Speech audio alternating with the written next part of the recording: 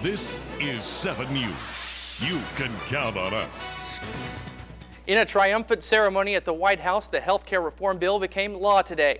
Opposition voices were raised around the country, but the joy among Democrats and supporters of the bill was undiminished. Even an embarrassing aside from Vice President Joe Biden couldn't derail the day for the president. First at 5, John Hendren reports from Washington.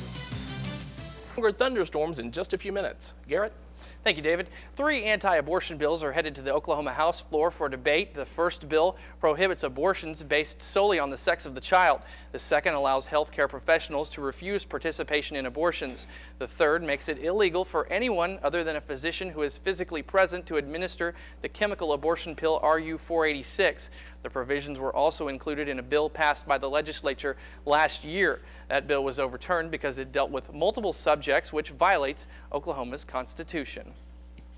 A new poll shows growing support for a ban on smoking in restaurants and bars. The poll commissioned by the Smoke-Free Oklahoma Coalition found 71% of Oklahomans favor eliminating indoor smoking in public places. It also found 94% of Oklahoma voters believe secondhand smoke is a health hazard. Legislation to ban smoking in restaurants and bars died in the state legislature this year. Some kids at Tomlinson Middle School in Lawton got a special visit today from the area's professional basketball team, Lawton Fort Sill Cavalry. 1, 2, 3, Members of the team met with the middle school girls and worked out with them in gym class. They practiced everything from basketball fundamentals to more complicated drills. The kids say it was definitely a gym class they won't forget. I thought it was cool because we got a chance, because some people, they don't know how to shoot, and so they got a chance to learn how, and they got a chance to do it. The Cavs say it was more than just teaching them what they know about basketball. It's more than just basketball. It's about, being fit and being in shape. Cavs were also at an assembly later in the day to get donations for the American Heart Association. Well, a different sight at a military graduation in Fort Sam Houston in San Antonio. Instead of a short hair and clean-shaven face, one grad had a beard and a turban. This is a wonderful feeling, feeling very humble. I'm a soldier, this was my dream. The Army dentist became the first Sikh faith follower allowed to maintain his religious dress in 2 decades. The soldier fought to be allowed to go on active duty, and the military granted his request. Now to Iraq, where 1 person was killed and 6 others hurt when a bomb exploded in central Baghdad. The bomb was apparently directed against an Iraqi government official who escaped the assassination attempt unharmed. The official said such attacks wouldn't frustrate Iraqis' determination to go ahead with reconstruction. Coming up on 7 News. The routine pursuit ends with a crash for a Texas police officer. A truck cab facing one way, the bed facing another. This is what's left when a semi crashes into a rail train. Breezy conditions will continue. Scattered showers and thunderstorms Saturday afternoon. Did you enjoy the temperatures today? I love the temperatures today. I think everybody's ready for some 60, 70, maybe even 80-degree temperatures. Good they can stuff. thaw out from... Problem was we had to work.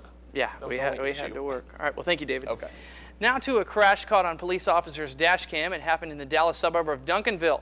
While an officer was trying to pull over a vehicle for speeding, the tape shows the officer making a U-turn. He then turns on his lights and begins the pursuit, but another vehicle starts pulling out in front of the officer's car and then stops. Police say the officer tried to avoid hitting the car, but his patrol car ran into the rear end of the other vehicle. The officer and driver of that car were taken to the hospital with minor injuries.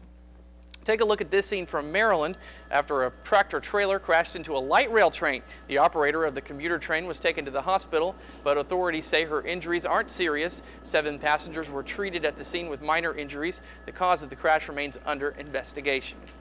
Well, what's the price for infidelity? For one spurned wife, it was a cool $9 million. That's how much a North Carolina jury said she was entitled to, but not from her cheating husband, from the woman he cheated with. You're watching 7 News. You can count on us. New allegations against Michael Jackson's doctor regarding the last minutes of the pop singer's life. In documents obtained by the Associated Press, a witness at the Jackson home the day he died accuses Dr. Conrad Murray of not allowing anyone to call 911 after the doctor cleaned up drug vials at the home. He was doing some things that were suspicious and may demonstrate a consciousness of guilt, namely trying to clean up the bedroom, or what one might, in the worst case scenario, construe as tampering with a crime scene by hiding medications. Dr. Murray has been charged with involuntary manslaughter for administering drugs to Jackson at home, including a hospital-grade anesthesia without proper resuscitation equipment on hand. Murray's lawyers say he's not guilty, and they reject these new allegations. An Alabama University professor accused of shooting and killing 3 colleagues at a faculty meeting will stay behind bars.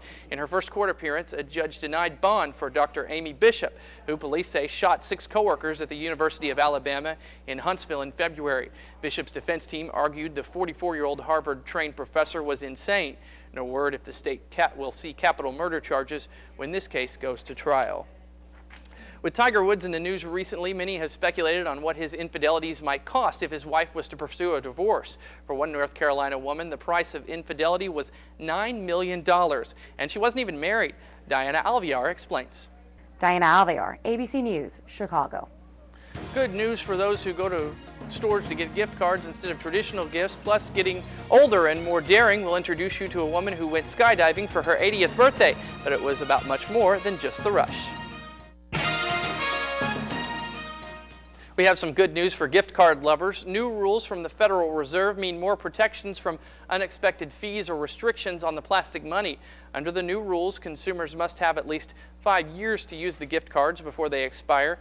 Service or inactivity fees can be imposed, but only under certain conditions, like if the consumer hasn't used the card for at least a year and if the card fully discloses any fees. These changes take effect August 22nd. It's Google versus the Great Firewall of China, and the internet titan has just raised the ante in its standoff with Beijing over internet censorship. Google has dropped filters that blocked information seen as critical of China. It's now redirecting traffic to Google's uncensored Hong Kong site. The company says it will continue to develop wider business operations on the mainland, including sales. Beijing says Google's decision is totally wrong, and the company has broken its promises to the government. Vitamin D, we all know how important it is to growing youngsters and adults too.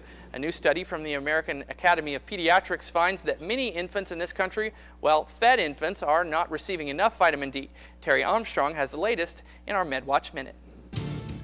It was the thrill of a lifetime, all to keep a lifeline open for her fellow senior citizens. Catherine Smith celebrated her 80th birthday by jumping out of a plane. Her adventure also raised money for a senior center on the verge of closing its doors. To me, it's very, very important. You can do painting, exercise, everything you want to do, you can do it there. It's a wonderful place. Catherine was able to raise $2,500, but the Colorado Springs Center needs $250,000 to stay open.